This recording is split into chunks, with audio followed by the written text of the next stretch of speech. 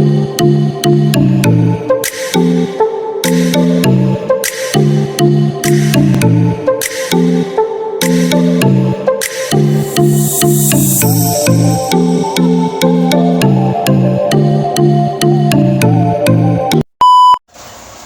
guys! Welcome to my vlog. Napanood niyo po ba yung intro ko kanina? Yan po ay mother ko. Yes! Marami po nagugulat at nagtataka. Nakataka-taka ba yun? Mukha ka naman ang mother ko. Diba?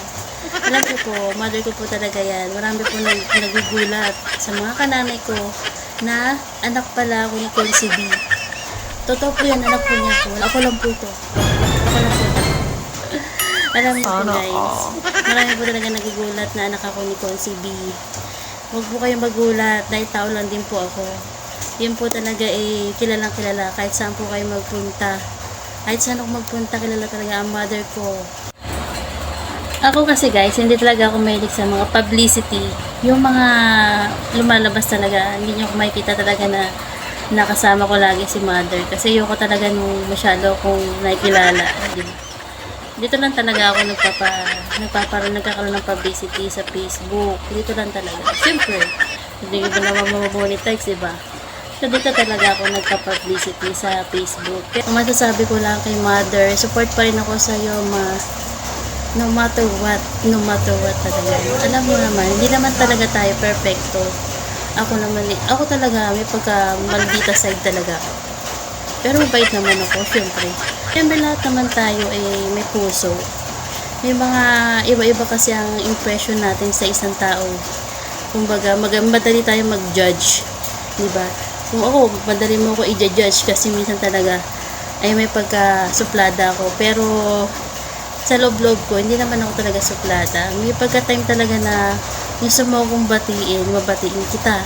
Pero pagka yung time na ako yung mababati kasi hirap naman kasi mapahiya, diba? Ang support ko pa rin si mother.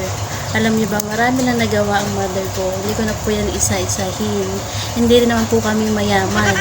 Hindi naman kami sobrang yaman. As in talaga sakto lang. As in talaga si mother talaga. Lahat talaga yan ay natutulungan. Wala akong masasabi dyan. Nasamahan ka niyan hanggang sa huli. Yan talaga yung ni mama. Minsan nga nag-aaway pa kami yan. Nakakalimutan niya na yung sarili niya. Totoo yan. Sinabi ko sa kanya kasi wala talaga siyang kapatid. Kasi mag-isa lang yung mama ko. Wala talaga siyang kapatid. Kaya minsan niyak ako. Minsan talaga naawa ko sa mama ko. Pero minsan talaga alam niyo guys, hindi naman talaga ako perfecto anak. Kahit sino naman siguro, diba? Pero mahal naman ko naman yung mother ko, no? Kasi mama ko yan. Ako kasi talaga, hindi naman din ako perfecto talaga, anak. Talaga. Siyempre may mga pagkakamali din ako. Pero tinama ko na yun.